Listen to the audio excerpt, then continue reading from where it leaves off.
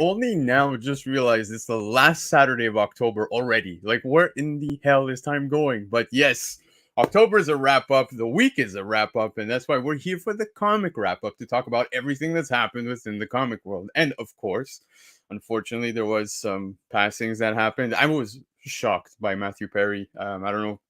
I assume by now everyone's grown up with Friends, but yeah, condolences to his family. But yeah, anyways, let's not talk too much of the negative stuff because we have a big positive energy coming tonight. Yes, Cliff, my buddy Cliff. If you guys aren't too familiar with him yet, you are slacking. Definitely go check out his channel in the description of this video. And of course, you can see him almost everywhere. He was just on with Durs like not too long ago. He's got the Council of Comics. He's got so much stuff going on, but an absolute gem within the community. So without further ado, Cliff, what's going on, buddy? Hi. There you An absolute gem. I thought, oh, that's very sweet. There you go. There you go. But thank you so much for hopping on, man. You were, like I said, just on with Durs. You're crushing it, doing, good things with Council of Comics. Your channel, I saw your CGC unboxing, which was pretty hilarious because your reaction on most books was just priceless. Absolutely priceless. Yeah, well, I was like, 9.2. Yeah. That 9.2 and the 9.0 hurt me. Yep. Personally. Yep. Like a puppy that I raised decided to bite me while I was feeding it. Like, I don't even. The best part is that, like, I don't have the clip, but if you guys have the opportunity, please go subscribe to his channel and check it out. But like every book that he pulls out, this was you 100%. Like, you had the biggest kid smile, and then you're like, just pure disappointment. But as you hold a Shazam 8.0 that I love. There you go. But you actually got some nice books back, and of course, like I said, thank you again for hopping on. We're obviously going to go through some of the fun stuff, FOC, market, hot topics, but let the people know, man. Council of Comics, other things too that you're. I got everything. I was gonna say, you've got my Instagram, we've got Council of Comics, you've got Cliff on Comics, cliffoncomics.com, where you can buy some of my graded stuff and other things. And I won't shut up about my toy drive December 14th at Alternaverse Comics in Hyde Park. So if people want to send stuff to the store, just write Toys for Tots on the box, let us know, and just write Toys for Tots on the box, stick a note in it if you want to go to our silent auction, if you want to go straight into the box. Because my God, we've been doing it for 14 years. Hey, 14 years is pretty impressive. Now, you said that the toy drive is taking place December 14th? December 9th. December 9th, sorry. Yes. So if you could get stuff mailed to us anytime before then, we will make it happen. There you go. So you heard it from the man directly from his mouth. So definitely hit him up on Instagram, get some of that information where you can ship that cool stuff. But I think that's a great initiative. And all these go to the children, right? All the toys go to the children. All the money we raise goes to the foundation, which, they use 97% of the money. Only 3% of their money goes into the functioning of Toys for Tots. So so that's really good. So, and of course, like sometimes what happens is when they're out in the community helping certain groups, like there's like limitations, right? And so this way, when the charity has like open funds, it can help them. So I think it's pretty great. I could already see some fun comments popping in the chat here. Example, especially from Trev. There you go. You and I saw the same one. But speaking the chat, let's give a quick shout out to the chat. Say hi. Let everybody know we see them. And of course, Michael Baker's in the house. He's here first. And guys, not only do we talk market report based on all the websites that put out some great information, but Michael Baker himself brought forth I call it the Baker Shaker. That's right. Every week we highlight Michael Baker's stuff. He sends me a book, but this week is a very special one. So you don't want to miss this. Hang tight. Look at this beautiful man right here. Cliff on Comics swinging by. Appreciate the love. Spinetics, man. Dude, Sith and the boys put on a great show. I had to catch the back end of the show again this morning. I even told Lady Sith I felt terrible, but the old man in me fell asleep halfway into the show with my phone literally like this on my chest. But yeah, I'm getting there. You're so young. I can't stand this. Stop. I got 2 kids, man. If you only knew. That's what did it. Look, see how young I look? No children. That's my secret. That's my secret. Yeah, well, I would need a time stone to make things right again. But anyways, Paul in the 619 is in the house. Paul again, also with Spine Ticks last night. He dressed up, man, and I also checked out his IG. He dressed up for Halloween. A lot of people were dressed up this weekend, Halloween parties and so forth. What was he dressed up as? To be honest with you, I had seen him on Spine Ticks with the white wig, and then I got to go back to his Instagram. I can't remember what he dressed up as, but Paul, remind me in the chat, please, and let everybody know. Who else we got here? Newbie Comics is in the house. My brother, yes, we're actually going to be doing some pre-records up and coming very soon on his channel. I think we'll still be doing Tuesday nights every now and then. I'm not too sure what's going on. Don't quote me on anything. I know Newbie's looking to shake up the channel, and we've got some ideas flowing, so keep an eye out for that stuff. Our boy right here, we were just talking about Trev.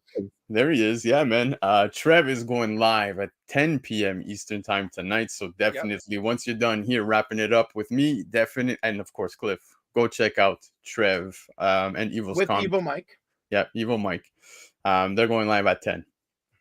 Who else we got here? We got Steph's Comics, my brother, another local here in Montreal, Canada. That's right. I'm up in the north, dude. It's cold. You see, the long sleeves are starting to come out. I don't know about you guys. It's freezing. It's cold here too. Today, yesterday was like the last day of warmth. And then this morning, it's like 43 degrees, slapping you in the face. I'm sorry, I'm using Fahrenheit. Gonna pull out the metric system on him. I know. I'm so sorry. I know you're thinking of Celsius, so think of it around like 20 Celsius. Maybe, Nice. So like it was just a cold slap in the face. Dude, we got our first glimpse of snow this year today. Like it was just very brief, but enough to make me pissed. Don't say that, because then when we get our glimpse of snow, we blame you guys immediately. Blame Canada, man. South Park said it best. That's true. But of course, Hyper Combo Comics is in the house. He put together an incredible video recapping Spider-Man 2, his first experience with it. Did you game at all? Not really anymore. No. Spider-Man 2, man, I might have the FOMO bug in me. I might want to go buy a PlayStation. You know what helps the FOMO bug in me, right? That I can watch a video of just about anyone completing the entire game, so I don't have to. True. And I can run it at 1.5 speed and still understand everything that's going on. Exactly. And also save yourself approximately what, $800? Yes, because I don't have to buy a new system. I don't have to buy the game. I don't have to, none of that. I'm like, thank you guys for letting me take care of business with YouTube. You have fun. I'll watch. It's great. We're talking about video games. Yeah, exactly. But yeah, man, so check out Hyper's awesome video that he dropped. And of course, he says he's out with family. I didn't get the invite, but okay. Regardless, hope you're having a great time, and I appreciate. I think he meant Bloodline family. Oh, Bloodline. Yeah, okay, whatever. Whatever. I thought he was gonna go Vin Diesel on me, right? I should be that type of family. Like, no matter what, it's considered Bloodline. But I mean, like, we're almost there. This community is a family. It's like a family of disgruntled cousins. Yeah, exactly. Very disgruntled. There's been some comic drama that's happened as of late. I don't know if you saw, there was a little theft that's been going circulating on Instagram. Yes. Who committed a theft? Where?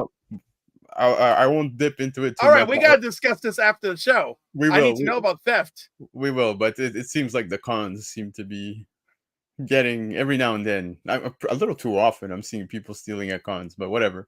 Nick's in the house, man. Appreciate you swinging by. Of course, Nick is another local brother of mine, so it means a lot that he's swinging by. Lefteros Comics in the house, my frenemy. He's become a frenemy, and we were talking backstage. There's a few reasons why he's a frenemy. I'll tell you. Oh, stop. Number one, he beat me.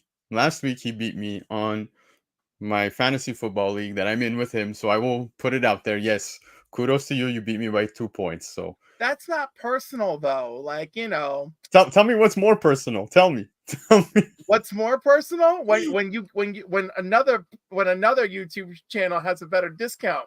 Oh, geez, don't tell me this. Don't tell me this. Oh, man, but I appreciate Lefteros big time, man. And we're going to go through some of his FOC picks of the week, so stick around. That's going to happen very shortly.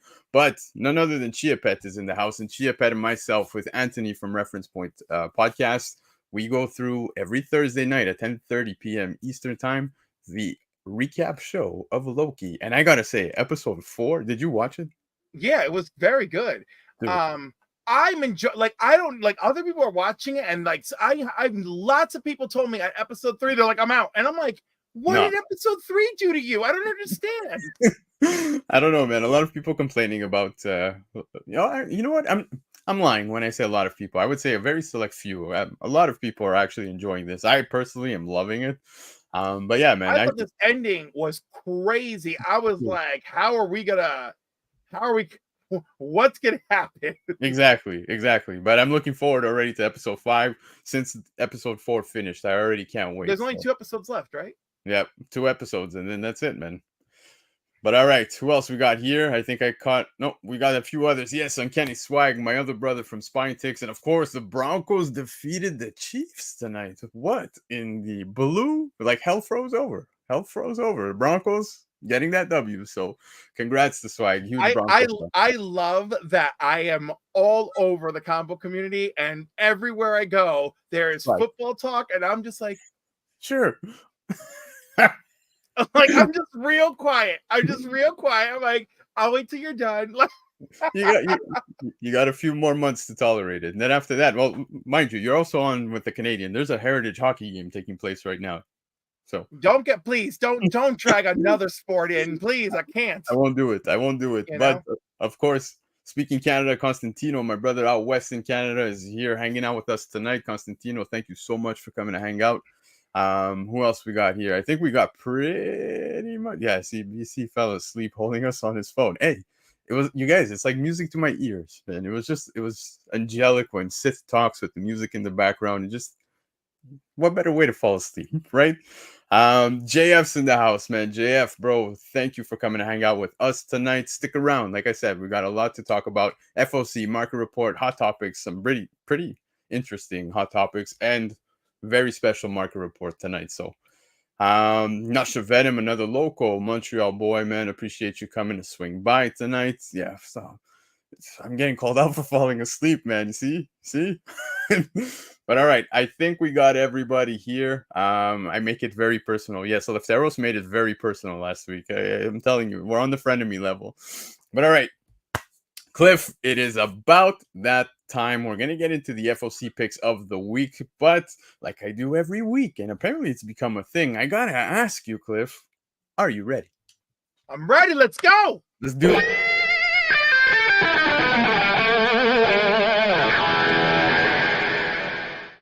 All right, baby. It's the FOC selections of the week by Lefteros Comics. This is for week of October 30th. Now, there's quite a few great books. And of course, if you want to get them on order, go visit comicnation.us. Get an extra 5% discount by using the discount code Black Crown. That's right. It'll total your discount to 20% off. And of course, they can hold your books and ship at any time you please. So, the first book, Basic Instinct #1. You and I were talking about this. That's right. An all-new miniseries. And you said a little something about the movie. So I was like, what? Are they just taking all the movies from my childhood and making them into comic book series? You know? I was like, I didn't know that I needed an American Psycho sequel. And apparently I need a Basic Instinct too. Yep. Exactly, man. So this is taking place, all new story that takes place after the events of the original Basic Instinct movie. So hey, you were a fan of the movie. Would you be picking this up? Really? I'm not. This cover is actually really lovely, right? But I wasn't looking for this. I wasn't looking for a follow-up to American Psycho. Also, the follow-up to American Psycho is basically in the present-ish. It's weird. Like, I'm like, all right, okay, like I don't know. I mean, I'm glad they warned us. I'm glad they warned us as to what you would be getting into. Yeah. You know. Yeah, no, and of course, American Psycho is doing pretty good on the secondary market when it comes to that ratio. That business card one with the blood splatter, not bad, not bad. Yeah, and the movie and the movie shots. Normally, that doesn't do it for me, but it really works for American Psycho. Yep. But all right, let's move on from this book, and we're going to discuss Batman Offworld #1. There's plenty of great covers, but this one is a banger, and it comes with many perks to ordering this particular one because it's the first appearance and cover of Ione. First appearance of Captain Shin. I'm going to say Sin, I guess. Yeah, that's probably so Sin. We're doing all right there. But yeah, so I might be picking up some Batman Offworld. I think this is a neat book. I mean, it's a Jason Aaron story, so it's got that like happening for it. Yep. But other than that, who knows what they're doing? Yep. It's the Jugs variant. That's the one we want, guys. Is this DC's version of Nebula? Now it probably will be. Now that you say this, I pretty much see it. But yeah, pretty interesting. You know, they're like, how can we take Lex Luthor, Starfire, and Nebula and just like make our own thing? Yep. Give her the cannons. But North 49 is in the house, man. Appreciate you being here with us, bro. All right.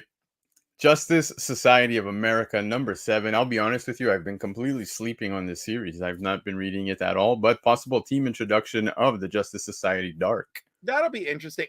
Yeah, Jeff Johns cannot release this on time. Apparently he's been working on a lot of side projects. He did a great job with Stargirl and the Lost Children. That came out on time. That ties into this. You know, Green Lantern #1 just came out.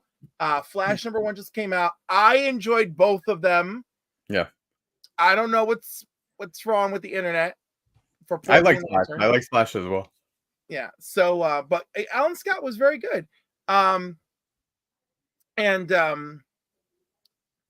won't talk about which website I have a problem with.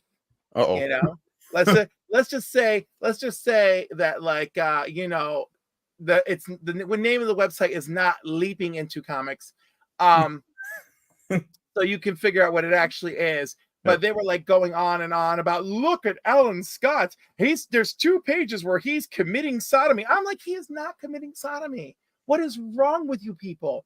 It's two gays tussling in bed in the 1940s. I hate to break it to you. Yep. But yeah, man. Get the foil cover, people. I enjoyed Flash. I thought Flash was a good read, but Justice Society of America 7. Like I said, I've been slacking on the series, so I don't think I'll be picking this one up. But what I will be picking up is definitely Sentry #1, and especially the Young variant, man. Scotty Young is just, he's crushing it, man. He's doing so many awesome covers, but first appearance and cover of Ryan. So yes, this particular cover here is definitely worthy of a pickup, and first appearance of multiple characters who may be the next Sentry. Here's the thing. It's Scotty Young, so because it's Scotty Young, it goes up a little bit on my list of what you want, right? But one of the Sentry #1 covers is all the people who could be Sentry. It's the cover A.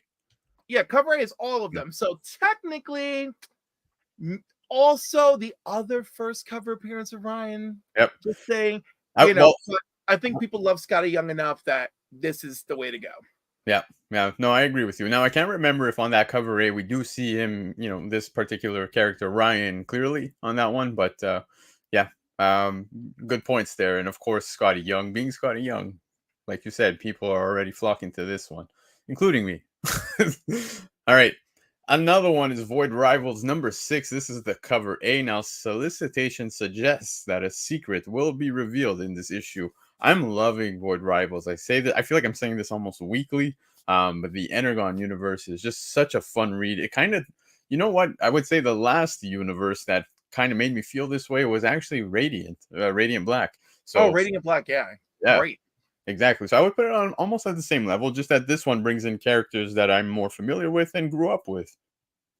By the way, the A cover, none of them are actually like they're all shadowed a little bit. Yep. All right, so that makes all right. So now we're back. Scotty Young variant is on top. Okay, you went back to check. Okay. Yeah, boy rivals. Well, I can't. Like we all have Google. I can't just let it. I just can't let it die out there. Yeah. I love it. But before we move on to the next book, my brother Dan Delatorre, yes, he's swinging by. He's swinging by to hang out with us tonight. Always a blast when. Does your presence just summon Canadian Italians? Is that what happens? No, Dan Delatorre is actually American, sir. That's right. He is. Okay. Yeah. All right. So it's an Italian radar across the board. I don't think Dan's Italian. Let us know, Dan, in the chat. I don't think we've ever had this conversation. Or he's Spanish. You know, probably that makes a little more sense. He's got. In that case, la sangre mia sta chiamando. That's what's happening. You know? Oh. Jeez. All right. We're oh, please. I only speak 2 languages. You speak 5. Oh, hold on. Let me put the subtitle feature. Give me a second. But all right. Bienvenidos a Background Comics. Esta noche. There you go. There you go. Oh, okay. So Dan is partially Italian. So you called it. Good for you. All right. I love my Italian men. Yeah, Wonder Woman #3, cover A. So introduction of Elizabeth Prince, aka Trinity, as Wonder Robin. Now, Trinity's awesome, but Wonder Woman, again, another book that I'm completely slacking on. Have you been reading it? Yeah, it's great. Yeah. Dude, issue 1. Issue 1 is like, let's go. Yeah, slap in the face. Yes, a hard slap in the face. Yep. It is great. I have an under 60-second review of it. Yeah, I actually. Oh, really? Where can we see this? It's in my shorts on Cliff on Comics. There you go. So definitely gonna basically, like, the first issue, some Amazon kills 19 men in a bar, leaves 2 in critical. Right? The U.S. government immediately retaliates. They murder an Amazon right in front of like her girlfriend and her adopted daughter. They arrest other Amazons. Wonder Woman's sick of it. You know, they try to shoot Wonder Woman right in the cemetery. She's having none of it. I mean, if that doesn't suck you right in the first freaking issue, I don't know what. First issue was great. Second issue, still great. I can't remember the last time. And by the way, Daniel Samper, such a phenomenal artist. Yeah. He's my favorite. He's the only thing I liked about Dark Crisis. I hate Dark Crisis. I love his artwork. It's gorgeous. I agree with you.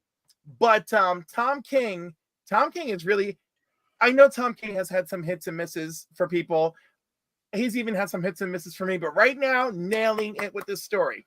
Yeah, well, I'm definitely going to get on it. In fact, I think I even have to get myself that foil. If I'm not mistaken, Comic Nation may have hooked that up, but there was the foil, right? That came and guess what?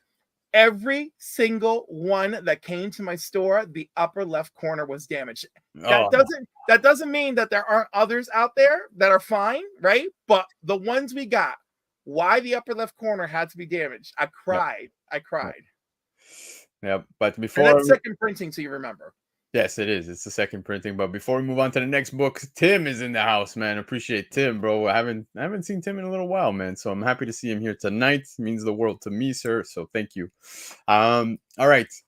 Getting onto this slide right here. Now, what we've got over here is, again, Batman Offworld #1, but this is the LCSD Virgin variant. So local comic store day variant. And then, of course, we've got Harley Quinn, Black, White, Redder #5. This is the cover B. I think that is a gorgeous cover. Now, it is a gorgeous cover. Yeah, I think I'm just a sucker for some of these hot Harley Quinn covers. I'm not gonna lie.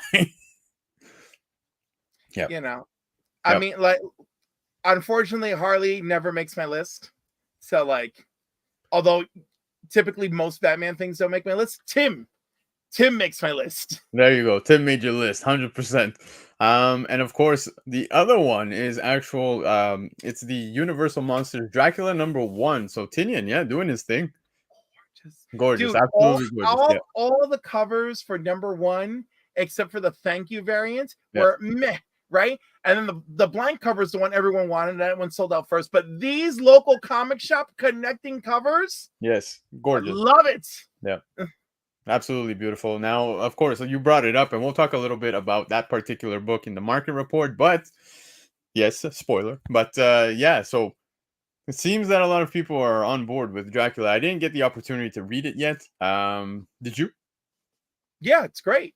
Yeah, I love that they took the Universal monster Dracula, right? Yeah, and Constantino's sign language is excellent. Uh, Fantastic.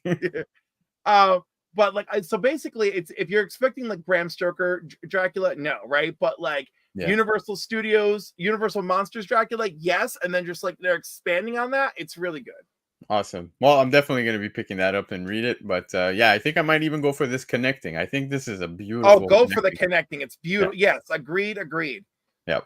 100%. But guys, those were the FOC picks by Left Arrows Comics. And of course, you can see some other picks of his on Cover Price. So don't forget to go visit Cover Price where he puts out his article for New Comic Book Day and for FOC. And of course, you can support Left Arrows by following Comic Nation US. And again, can't stress it enough. Go visit Comic Nation US, get your orders in, and use Black Crown for an additional 5% discount.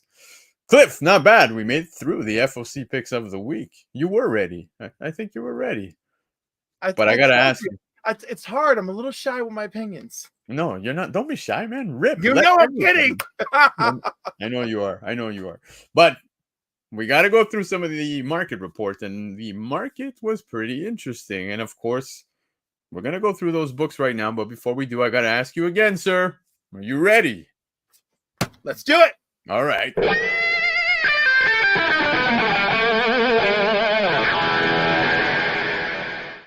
Right, the fun stuff, my favorite stuff. But going through the market report of the week, now we go through the books that made the lists on CBSI, Cover Price, eBay, Go Collect, and even Key Collector. Now, this week's list has a very special feature at the end of it. Like I said, the Baker Shaker. So keep an eye out for that one because it is a special one. That's all I'm going to say. So let's kick it off with the first book, Cliff. And what do we got here? We got Gargoyles #1 in a newsstand. Now, this does not surprise me one bit because last week I had the honor of having Hoodrat on the show, and we were talking about the fact that a live-action reboot is in the works at Disney+. So it was expected that this would make a list. CGC 98 sold for $391 US and came in at #9 on Cover Price. It's worthy. Yeah, it is. Gargoyles is one of the things from the 90s that I think has aged well. I think the top of what's aged well from the 90s is Pokemon, Yu-Gi-Oh, Power Rangers, right? And then but I feel like Gargoyles is kind of up there. Yeah, no, 100%, dude. Gargoyles for myself was something I grew up with. I remember Saturday morning cartoons, Gargoyles being pretty much a staple at that point in time.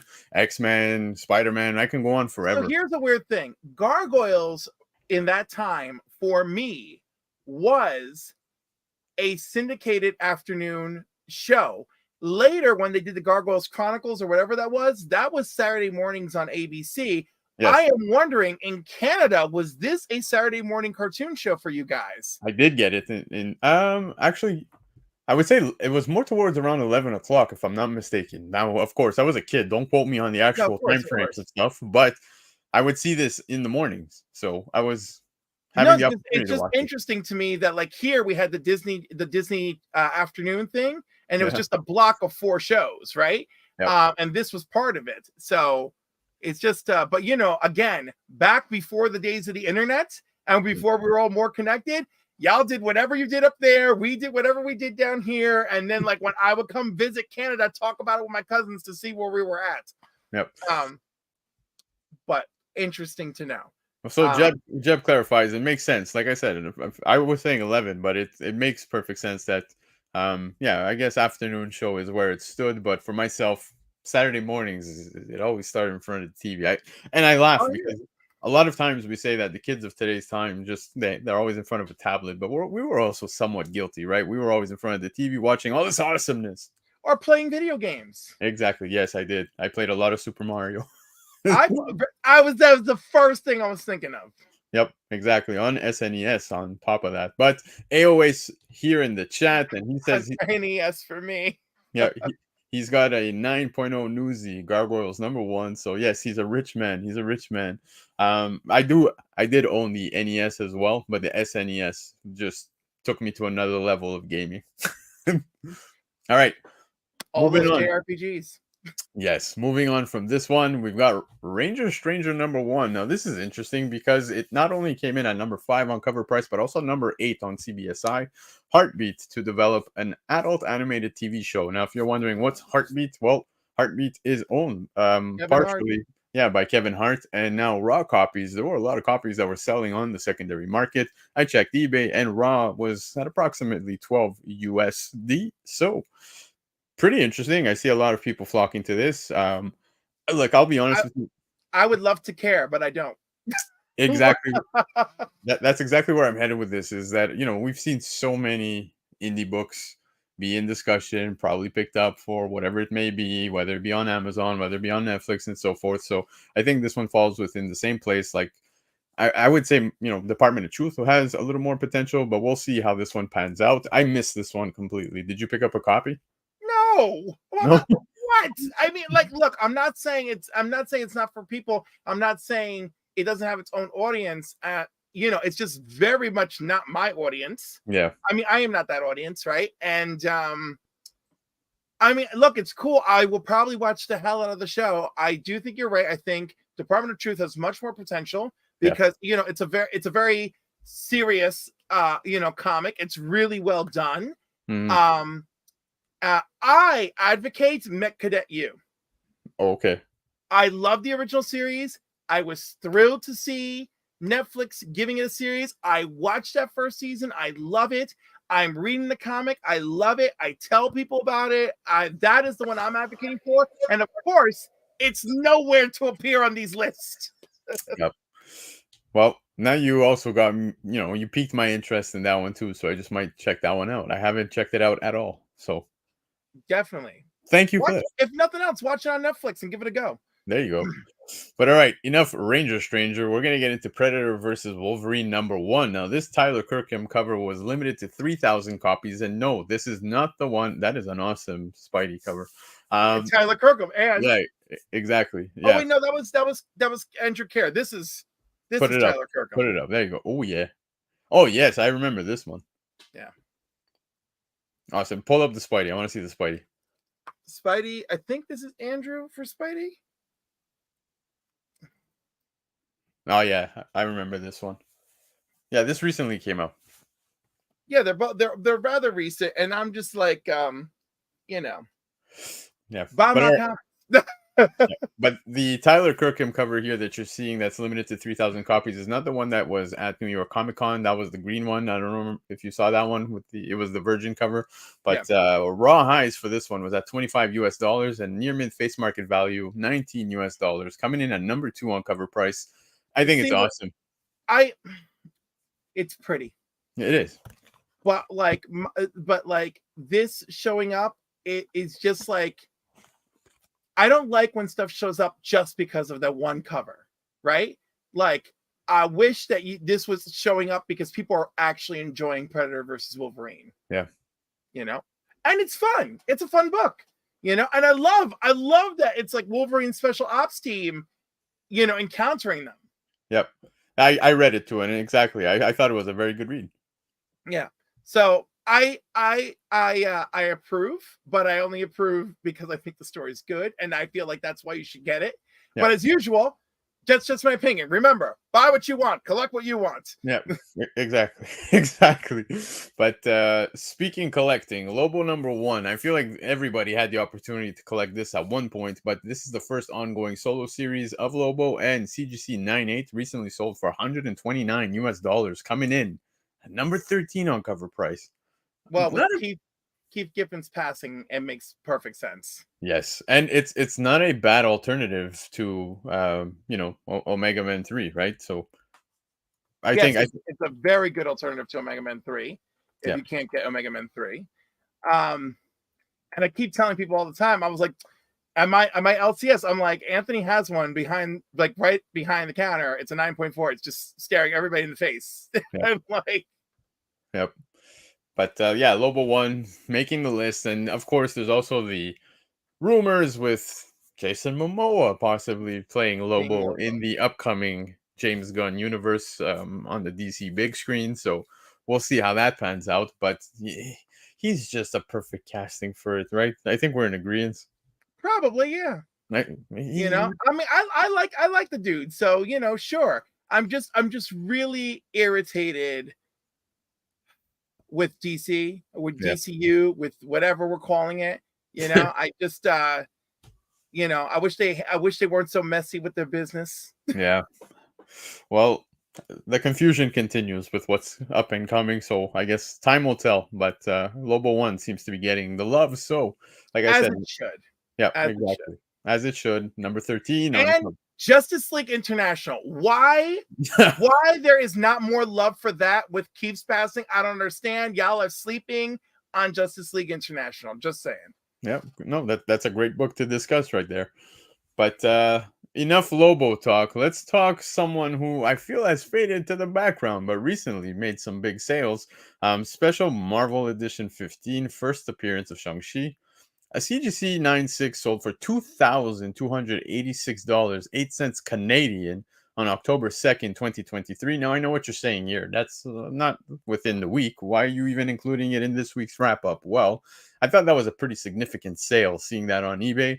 And I was a little uncertain as to what was being said by Cover Price in their article, because they said a raw 9.4 sold for $770, I believe. So I didn't know if it was raw or if it was a 9.4. So I just left it as is. But then I came back to see this and I saw an over $2,000 Canadian sale. So that's pretty impressive. Shang-Chi is still getting some love even afterwards. Now, this is not a small chunk of change here. It is pretty impressive, but I don't think there's many 9.6s, at least not that I've seen. So no, listen. I think a 9.4 and up is a solid investment. Yeah, I agree. And I expect Marvel to move forward with that character in the MCU. If MCU spec is still a thing. Yeah. Yeah, the MCU. But I do love this book, and I happen to like Shang-Chi a lot. Yeah. And I enjoyed the movie too. Yes, very good movie. I actually loved it, to be honest with you. Now, you spoke MCU spec. We'll talk a little about that once we get to the hot topics portion. I opened that door. Yes, you did, and I can't wait to get to it. But we will definitely speak about it. Before we speak the next book, though, Comic Ozzy's in the house. My brother Ozzy, appreciate you swinging by, bro. Got to get you on sometime. It's been a little while. But all right. The next book is an interesting one because I actually got this book for free. Now, this is not just a regular direct edition. This is the CPV, right? Canadian price variant. Amazing Spider-Man skating on thin ice. It's a Todd McFarlane cover. Very interesting. And at this point in time when this came out, Todd was already doing his thing with, Spawn and so forth. But a CGC 9.8 sold for $264. It was a cover price shaker. And like I said, I got this at my LCS for free, and yes, it's a Canadian price variant. I don't think they knew that.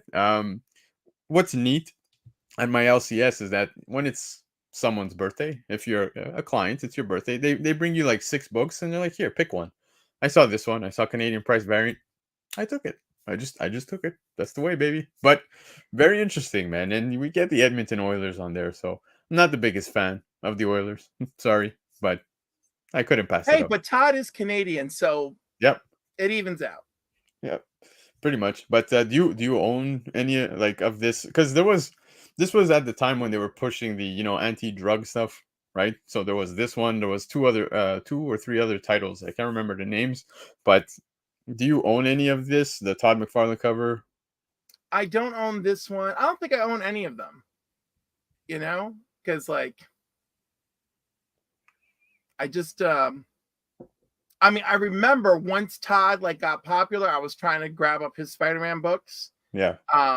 But other than that, I don't really I'm aware this exists now, but at the time that it was around, I was like, eh. Yeah, whatever. And I haven't seen it in a long time. Yeah. That very special issue of Spider-Man, though, I'm very much aware of that, and I have that. There you go. Well, so that's a bigger book to own, so good for you on that one. But all right. Berserker, pen and ink #1. Yes, so this was the New York Comic-Con gilded spot, UV Virgin, limited to 50. There was only 50, but raw copy sold for $660. That is a big chunk of change for this one. I gotta say, for a New York Comic-Con exclusive, this was actually a pretty nice book. I think the cover is gorgeous, but I'm just not the biggest fan of Berserker. I thought it was... I'm not the biggest fan of Berserker, and, I don't need to bring Keanu Christ home with me. Keanu Christ. I mean, I'm just like, I mean, like, I don't know.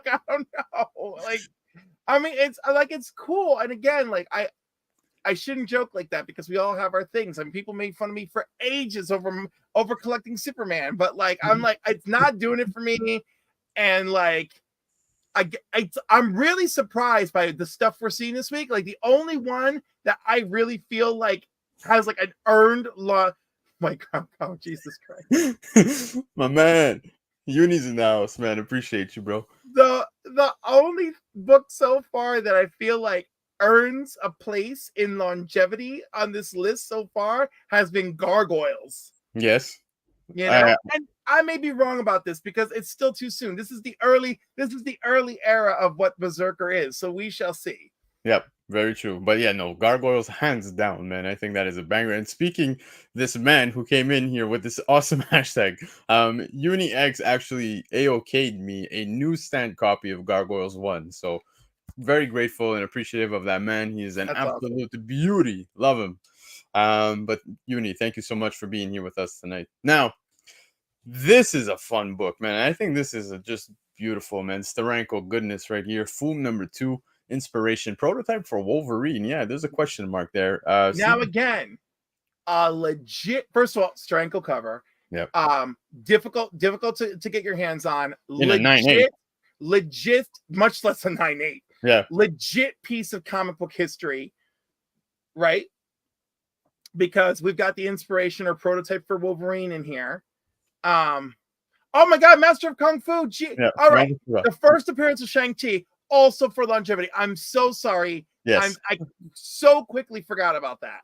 So quickly. I'm very sorry. But anyhow, so yes, this one gets my full stamp of approval as well. Yeah, so this is more important than Gargoyles, probably. But as far as like quality long term, they are both in the quality long term category. There you go. But check this out, dude. A CGC 9/8, like you said, already finding this book alone would be difficult, but finding it at a 9/8, imagine that. CGC 9/8 sold for $3,599 US, made cover price shaker. Now, I mentioned that, inspiration prototype for Wolverine, and yeah, there's a little question mark there. So just to give you an idea, here you have it. You got a little bit of what seems to be somewhat of the inspiration. Pretty neat, right? Pretty neat, but I don't see it. I mean, no. I mean, it's just the idea that it's the first mention of such a concept. Yes. I mean, let's remember Timberwolf from the Legion of Superheroes came first. There you go. Yes. I love it. But y'all want to remember who Wolverine really is? Go check that book out. Go find that Superboy in the Legion with Timberwolf. There you go.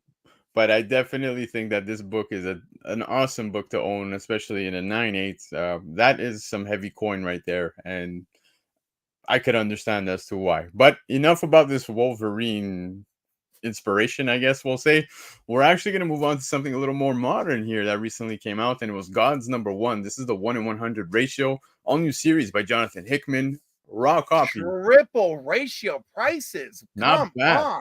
Not bad, right? No, not bad, but like, and by the way, I enjoyed issue number 1 to begin with. Same. It's just a little crazy to me because it is a modern book. Yep. I don't disagree with you on that one, but again, it was a good read. I'll be honest with you. There were a lot of points within the book where I had to go back because it kind of like it's a lot. It's giving you a lot to intake. Yeah, this is a really hard thing to achieve with first issues. First issues have to like lay groundwork for us, and also have to like get us involved. And I feel like it's a very hard thing to do. And then when you hit me with a 40 something pager or 38 pager for $10 or whatever it was, right? Or was it 60 pages for $10? Whatever. It was a good deal of pages for $10, but still. Yes, absolutely. But I loved it, and yeah, I'm looking forward to seeing what comes out of this entire story by Jonathan Hickman. Hickman's one of my favorites, so it goes without saying I'm a buyer, but definitely not at 300 US. I would not be picking this up. Yeah, and for a raw, like, what are we talking about? But you know what? Now that New York Comic Con has passed, maybe some of these outrageous prices are going to calm down for a hot second. We shall see. Who knows? Yep. Uni, 100%. It was for a raw. This actually took place. Yep. But all right. Moving on from Gods, we got Longshot #1, another Canadian price variant. That's right, 2 Canadian price variants making the list this week. But first appearance of Longshot, there's only 21.98 of the Canadian price variants on the CGC census. Now, That's incredible. A CGC 98 sold for $600. That makes a little more sense in my opinion, but cover But price. also, it's the first appearance of Longshot. Yeah. Longshot is awesome. I approve. I wish Longshot were like more involved and at the forefront of comics. Sadly, he's not. Yep. But I mean, I love him. Most people love him. Most people love this series. You know, and all right, it gets my stamp of approval for longevity. So yeah, we're and the Art Adams cover. Oh my god, beautiful. There you go. Somebody said it. Yes, Win. Talking Gods #1. Win equals Marvel's Constantine, right? Hickman wanted to write the dude, I guess. So sure. Yeah, 100%. But back to Longshot. Yeah, I actually really enjoy Longshot, man. I think it was a fun little mini series, limited series, sorry. I'll use the correct term. But yeah, so pretty interesting to see the Canadian price variant making such a dent in someone's wallet. But all right, moving on from this one, we've got World of Warcraft #1, man. So this was a book that dropped, I believe, in 2007. So 28 CGC 98s of this one on the CGC census, and a CGC 98 recently sold for $250. I think that's a good price, to be honest with you. And it made a cover price shaker list this week. Very cool. Walter Simonson writing it? Yep. Oh my god. And is this a Jim Lee cover? Yes, it is. That for me is the cherry on the top, is the fact that this cover here is a Jim Lee one. Dude, you got comic book royalty on this first issue. Yep. I'm not going to argue with that 250 for a 9.8. Exactly. You can't go wrong. I would actually send this in for a Jim Lee signing if this one actually. Yeah, and the Jim Lee signing, y'all still have time. Yeah, to send it in. Yeah. Love to see these adaptations get some love. Now, hang tight, Baker. We've got not something that's an adaptation, but sorry, not I meant uni. Baker's got a Baker shaker I think you might enjoy, so stick around for that one. What I have 5. Wow, 1 in a long box somewhere. Jeez, spare some. But all right. Moving on, we spoke some Dracula #1 by Tinian. This was the thank you variant that recently hit. Came in at #1 on CBSI. Raw copies are selling between 48 to 55 Canadian on the Bay. That's right. I checked eBay. Those are the prices. I think the cheapest I found was about $28 Canadian. So not too bad on that end, but that was closer to, I think it was immediately after it released. But now we're seeing them raw going between 48 to 55. I think it's a neat cover. But what are your thoughts? I think it's a neat cover. I think it's fair. They were supposed to be 1 per store, so pretty cool. Yeah, you know, this doesn't seem wildly outrageous. You know, especially for one per store versus 1 in 100. Yeah, no, that makes exactly. But I'm excited to finally get to it. The Baker Shaker of the week, guys. Check this out, okay? And I'll explain to you why this is a special one in a bit, so hang tight. But Spawn #1, this is the Panini Comics Italian edition. Now, I did not get...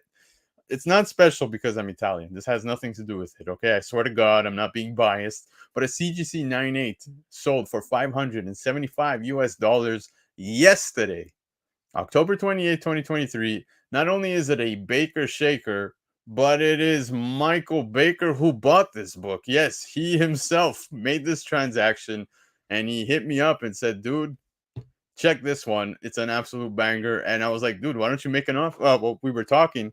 He's like, I'm going to make an offer. And his offer went through. I think the original listing was well over... Baker, correct me if I'm wrong within the chat, but I think it was about over 650 or something like that. So awesome book. I gotta say, the Capullo cover. Yeah, exactly. Right? Or is it Capullo and McFarlane? I think it's both. That's a great cover. Great cover. Exactly. Now, obviously, Chia Pet's saying he's shocked that Baker picked a Spawn book, but yes, no, he actually sent me a few other ones, and then I was like, dude, he bought this one. I was like, this one has to make the list. So, there you go. So $690 was the original listing, made an offer at $575 and got it. So congrats to Saved over Baker. $100. Awesome. And I had absolutely no idea that this even existed. So shout out to Michael Baker for putting this to my attention, and congrats on getting this book, man. Fun to talk about a book that somebody here in the chat actually purchased. So that's a first. That is a first. There you go. See, people are loving it. Baker Shaker. He manipulated the Baker Shaker this week, let me tell you. Yeah. Only 2 graded copies on the census. Well, now he's got one. There you Yeah. go. Not bad, dude. Not bad. So congratulations, dude. That was the market report of the week. Now, of course, we'll talk some hot topics. Hold on. That's a Spawn one. Yes, it is. I'll put it back up just for you, sir. You've got Spawn number 1. This is the Panini Comics Italian edition. So Baker stating there's only 2 on the CGC census. Now he owns one. Not a bad purchase at $5.75, I gotta say. And I'm not saying that to be nice. I swear to God. If I thought otherwise, I would have told him. But all right, Cliff, we're almost at the end of the show. That's right. We're at the end of the cliff, baby. Yeah, I did that. I made a dad joke. But we're going to get into the hot topics. But before we do, Cliff, I got to ask you for the last time tonight, sir. I want to hear it with all your power, baby. Hit the diaphragm. Use the diaphragm. Are you ready? I'm ready. There you go. Fantastic. All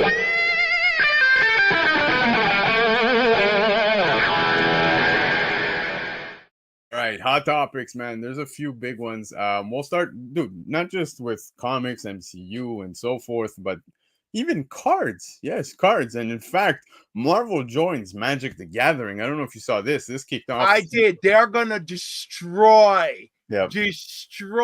all the remaining Marvel card games, which I think is basically Marvel versus 2-player, which is a shame, but this is going to just trample that in 2025. Oh, absolutely. Exactly. So the crossover per Hasbro is part of a multi-year, multi-set deal. So this isn't just a one-off drop. The first set is scheduled to to release globally in 2025. Very interesting to see the two coming together. Personally, I'm not a Magic the Gathering guy, but I know a lot of people are into Magic the Gathering, and I know a lot of people that are into comics and Marvel and so forth. Now, to see these two worlds come together, I'm interested to see that. I think it's going to be very interesting. Will it get the Disney Lorcana effect once it drops, right? Will there be? Very well could. Yeah, exactly. And of course, we recently saw the Lord of the Rings pairing as well with Magic the Gathering, and look how that 1-in-1 went.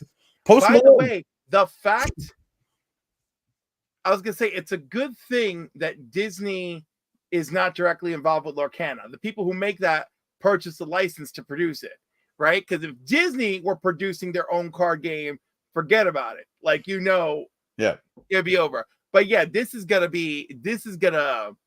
like, I think that Wizards of the Coast has been like looking for something to reinvigorate Magic the Gathering. And of course, the Lord of the Rings set was great. Like, when I went, all sorts of people went to go play. People who don't even normally play Magic, I saw playing Lord of the Rings that night. It was really cool for the release. Yeah. I think that's going to do a lot of the same. I think it's going to strangely be a hit. I don't know how it's going to impact the market of their game, but I definitely think it's going to draw attention and bring people in. No, and that's exactly it. I think that's the goal here, is bringing in a whole new set of people into the hobby of, playing Magic and so forth. Now, like I was saying, we saw the Lord of the Rings do pretty much more or less the same thing, but a lot of collectors were actually hopping in because they wanted that one of one. The one ring. Yeah, exactly. And of course, somebody found it up here in Canada, made a transaction with none other than Post Malone. So we'll see. I expect Marvel and Magic to do something along those lines where they're going to put out, maybe a one of one or 1 of 15 or whatever it may be. I imagine there could be like a 1-in-1 Infinity Gauntlet. Oh, that would be awesome. Yeah. But I don't know what it would be like. At least with the one ring, like if you got that one card, it was just like the regular one ring you could get in the set. Yeah. Right, except that this one had like only Elvish writing on it. Yeah. Pretty much, yeah. So exactly. I imagine it would be like, oh look, it's an Infinity Gauntlet card, and it's written in Interlac or whatever they use in Guardians of the Galaxy. Yep. Yeah, we'll see, man. I like that idea. Maybe they'll do the Stones thing and spread out 6 cards. We'll see, but definitely plenty.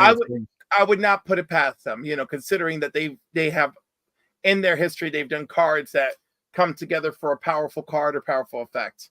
Exactly. So definitely something to keep an eye out for, but it was a pretty big announcement to kick off the week where Magic and Marvel are now going to be teaming together on some of these Magic cards. So I'm excited. We'll see. All right. We spoke video games, and one of the video games I absolutely enjoyed playing not too long back, I would say a little over 10 years ago, Fallout, man. Video game adaptation gets 2024 release date on Prime Video. Now, Fallout will premiere on April 12th, 2024. The news was announced on Monday, aka Fallout Day, in the video game community with a teaser styled like one of the Pip Boys in the game. Pretty interesting. And I'll be honest with you, if there's a video game that I would like to see, it's not that I'd like to see, but I think easily transitions to a TV screen. I think Fallout is definitely one of them. I'm hoping we're not going to get too much something similar along the lines of Walking Dead and so forth, right? Because it's post-apocalyptic and so forth. But I think if they give us something a little closer to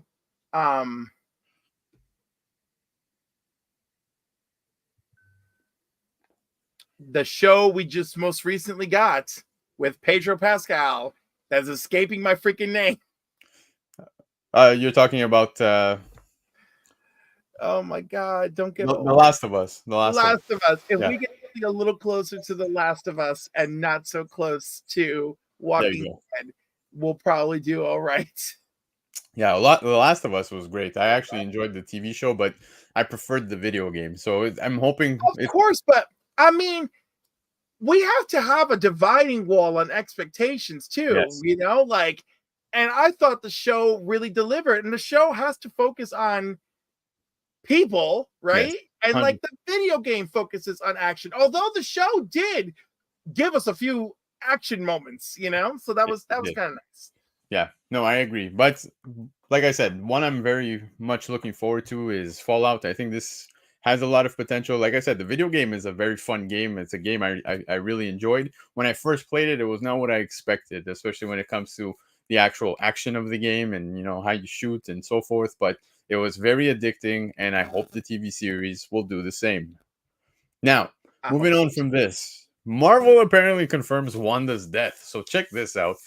In the new book titled Marvel Studios is the Marvel Cinematic Universe, an official timeline, Wanda's death has been confirmed within that book. So Wanda's death, it says, the book says, Wanda destroys Wundagore and collapses it on herself, ending two great threats to all of the multiverse. So there's been a lot of people saying, yeah, Wanda's still alive right after the fucking mountain completely crushes her. And I'm one of them.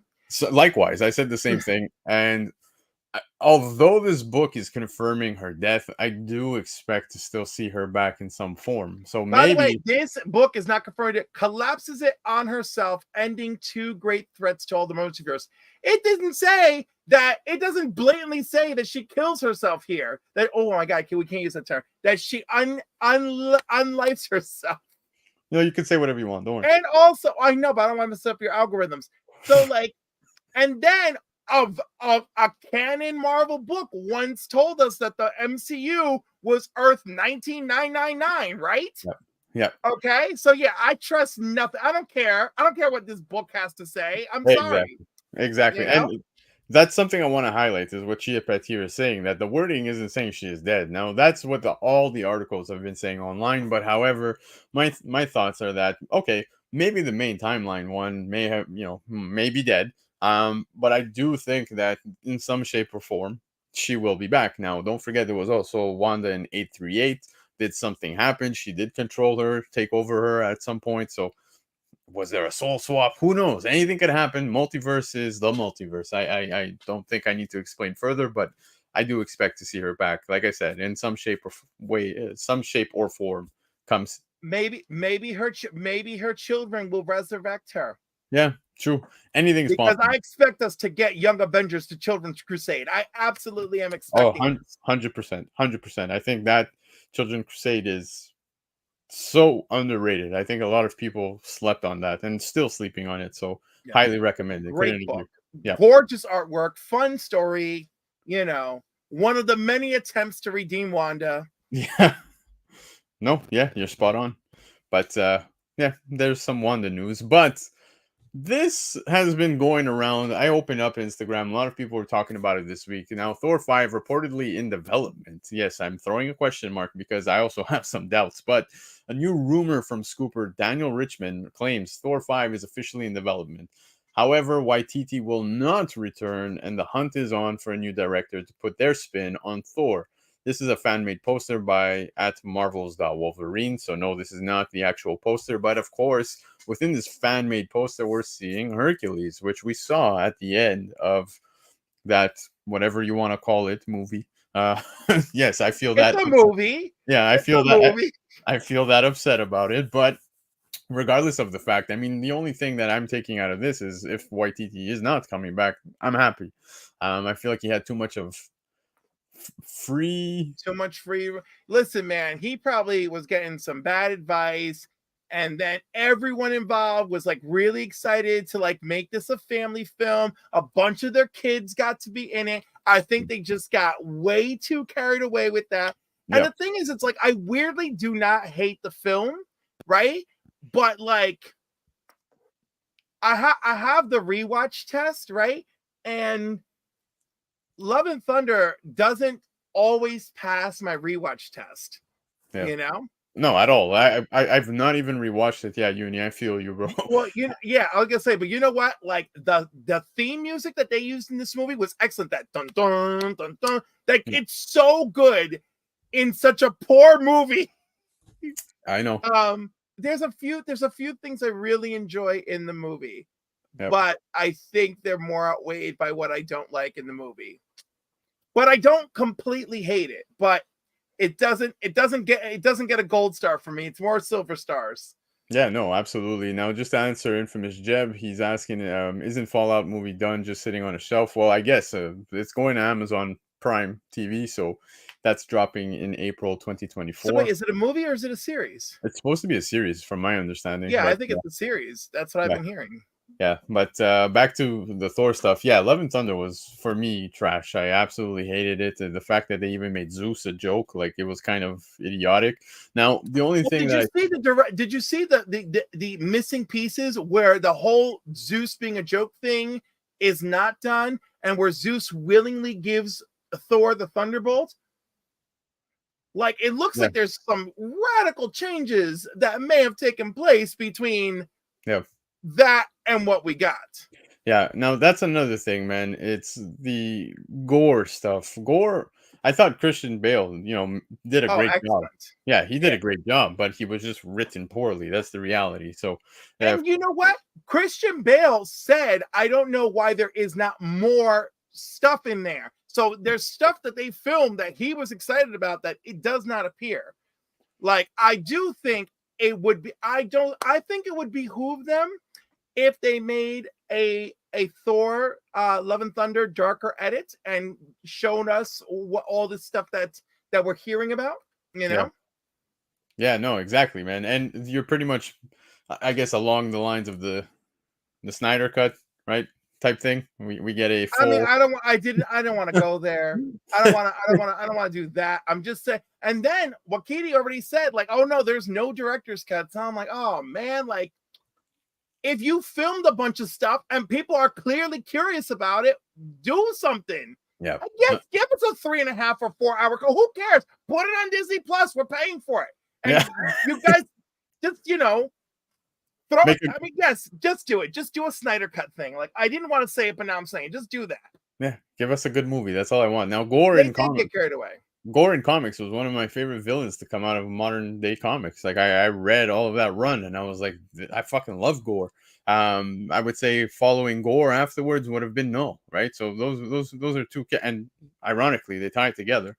But Gore, I just felt like was not what we were expecting, and that was another disappointment of the movie. I could talk forever about how that movie was disappointing, but we're just getting some reported rumors that Thor 5 is going to be in development. Now, from what listen, I believe it. I assume that the direction may have changed because from what I remember, they were saying that Thor 5 was never even going to take place afterwards, right? Once Thor 4 came out, they said they were pretty much done making the Thor films as standalone films. But I'm not too sure if maybe the strikes changed their perspectives. Maybe they thought, Loki has a story that's unfolding here, and we can somehow tie this Oh, together. And I'm willing to bet. yeah, so we'll see. But so far, this is just rumors. Who knows, man? But as long as YTT is not behind it, I mean, Ragnarok was all right. It was all right, but Listen, and I love what we do in the shadows. Love it. yeah, I mean, the man is talented, and it just they got carried away with the last movie. I don't even completely blame him. I just feel like it was just a group consensus of getting carried away with it. yep. You've got two kids. You could see it happening. No, for sure, 100%. Now, Michael Baker, wasn't Hemsworth diagnosed with some genetic disease? Yeah, I Yes, remember. he has it. He has the genetic marker, and he did immediately while filming this. What is it? A docuseries he was doing for Disney Yep. Plus, right? Yep. But like, it wasn't even about him. But he did that test, and they gave him the results, and all of a sudden he was like, "What?" And Yep. he decided he wants to take a break and spend time with his family. But taking a break and spending a time with your family isn't I'm retiring from acting. So yeah, I could see him gearing up, getting ready. With the actors strike still going on and the writer's strike over, I could see that all of this is getting set up in motion. I'm sure once they tie up the loose ends, we're gonna see it. It's gonna get rolling. Yeah, I agree. Now, we're going to continue speaking some rumors. And when we speak rumors, this is the big one that a lot of people were talking about this week. But Galactus rumored to have a female Herald in the MCU. This latest rumor comes from the insider My Time to Shine Hello, who claims that Galactus will have a female Herald in the Fantastic Four movie. It's an interesting rumor, though, considering that even Galactus himself has yet to even be confirmed for the Fantastic Four movie. So we're already talking not just Galactus, but now we're moving towards his Herald, right? And I don't know. I find this a little strange because also on the secondary market, this book started to pick up. Now, if you're wondering what this Of is, course, this is Frankie Ray. Fantastic Four 244. It actually came in at number 2 on CBSI this week that just passed. So getting a lot of love is issue 244. Now, this is the first appearance of Frankie Ray as the second Nova, right? Michael Baker, what do you have? What do you have against Frankie Ray? Hold on, female Herald. It better be Nova, aka Frankie Ray. No, he's Oh, good. it better be. It better be. Oh, okay. I'm sorry. I misread that. No, Nope. now listen, I could see this happening, right? Yep. Because then this way, first of all, Frankie Ray as Nova the Herald only be there to threaten the Fantastic Four, make us aware of Galactus, right? Yep. I like if they want to do that where Frankie Ray's presence is only to be this otherworldly menace and to make the Fantastic Four and the audience aware that Galactus is coming. I think that's genius. Yes. Right? And then we meet Galactus and Silver Surfer. I think that would be really cool. Yeah. No. So that's the game plan. I like that game plan. Yeah, no, I agree with you 100%. But like I said, it's just also interesting that none of this has even been confirmed. Not even Galactus himself. I'm gonna be pissed if we get her before Silver Surfer. But I don't. But like, I feel like I hear you, but I feel like if they did what I'm suggesting, the buildup for the excitement should be greater, right? Like, Yeah. if they do one of those things where like a Galactus probe or something makes her into Nova because he wants something to be there to set the tone for his arrival. I don't know. I know you guys can see the holes of like, why not just send in Silver Surfer? But hey, it could be interesting if done right. Yeah, no, for sure. Now, Michael Baker is saying that this is one of Byron's best covers, and I don't disagree with him. I think it's one of the best. And to be honest with you, this particular book has always been available, man. I see it all the time, always in the Fantastic Four section. You could be going through the bin, and it's there at maybe $10 at most Canadian. So it's one that is very affordable, but another one that's also affordable is Fantastic Four 164, which is the first appearance of Frankie Ray. So Yes. it's another book. If you want to speculate, of course, I'm not saying start speculating on this book, but if for whatever reason you think it is worth specking, well, I would be picking them both up. Also, why not? Why is Frankie Ray's first appearance, and why is Frankie Ray becoming Nova not good investments anyway? Yeah. Right? She becomes a full-blown Herald of Galactus. You know, I mean, like, Yeah. she's murdered by Morg later on. I mean, like, she's got a big old storyline just onto herself. Yes, no, and there's other female heralds as well within the Marvel comics, but I understand where Uni's coming from as well, right? He's saying, I'm just getting tired of Marvel pushing the female characters and so forth. On my end, kind of like what Cliff was saying, if they can just set this up to project to the big picture of where we actually get Silver Surfer, then I'm okay with this, right? But I don't think what we're expecting to be seeing here is Frankie Ray. I don't think the majority want to see it. I think, look, when we go back to the original Fantastic Four movies, right, where we did get the rise of Silver Surfer, I thought the actor did a great job, to be honest with you. I know a lot of people didn't like the movie. Sure, we got very much of a small glimpse of Galactus within that movie. I guess we'll call it a cloud at that point. It was a cloud. It was awful, but otherwise. Yeah, it was just a fucking cloud. But regardless of the fact, I think what we all want to see as, comic fans and just Fantastic Four, Silver Surfer fans, we just want to see justice, right, to these big characters. And I think Galactus, Silver Surfer are highly anticipated, but none of this has even been close to confirmed yet. This is all speculation, but already people are, starting to make up purchases for this particular book, which is pretty interesting. So we'll see. We'll see. Time will tell. Time will tell. But the Council of Comics, yes, you know these guys. I'm sure you know these guys, but appreciate you guys swinging by, supporting and showing love in the chat. But Cliff, that's the show, buddy. We did pretty good. I think you did all right. Not bad. Not bad. First time here. Hopefully not the last. I had a great time with you. It was awesome. Yeah, man, it was a great time. Appreciate you. You bring a lot of information, a lot of knowledge, and I think a lot of people should be subbed up to you and definitely following your content. Like I said, his CGC unboxing video was absolutely pleasant to watch. I could see. I still got one more to go. There's so in that series on my channel, there's two, right? And I have one more to go, and it's what I get back for the Nakayama signature series. So there's two of those coming to me. And then my consignment CGC unboxings, there's one available and one coming soon over on the Council of Comics. It's true. You've got the consignment one. I forgot about that.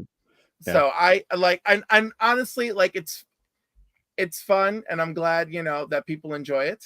And I enjoy it as a collector / buy my books. But yeah, Cliff, I gotta say, it was an absolute pleasure hanging out with you tonight. So greatly appreciate you swinging by. Everybody in the chat, don't forget, go show Trev, the shipping guru, some love. He's live as we speak at with Evil Mike on his channel. Exactly. And Cliff, we can pretty much find you everywhere. We just brought up none other than the Council of Comics. Of course, obviously on your channel and many other channels. Cliff is pretty much everywhere. And I was blessed enough to have him here tonight. So thank you, buddy. I am honored to be here tonight. There you go. But that's the show, guys. So definitely keep an eye out. I'll be going live for the episode 5 of Loki recap immediately after the show ends. So at 10:30 p.m. Eastern time this Thursday, I'm going to be going live with Chia Pet and Anthony from Reference Point Comics. We had the blessing of having Newbie Comics with us this past Thursday. Maybe he'll hop on. We shall see. But I know that the anticipation is big for episode 5, man. We left on a huge cliffhanger for episode 4. So I'm looking forward to that. And stick around for next Sunday because Paperweight is going to be coming on the show, man. He's been on YouTube prior. I made a mistake saying I haven't seen him, but he was hanging out with Thor not too long ago. So yeah, man, he's going to be making his way. The dude's a wrestler, so I got to be careful. I don't want to piss him off, right? He might cut a promo on me or give me a suplex. One of the two. So that's taking place next Sunday. Yeah, next Sunday, 9 p.m. Eastern time. So Cliff, for the last time, Thank you again, chat. Thank you all for hanging out, and we will see you again next week. Until then, have yourselves a great week. Peace.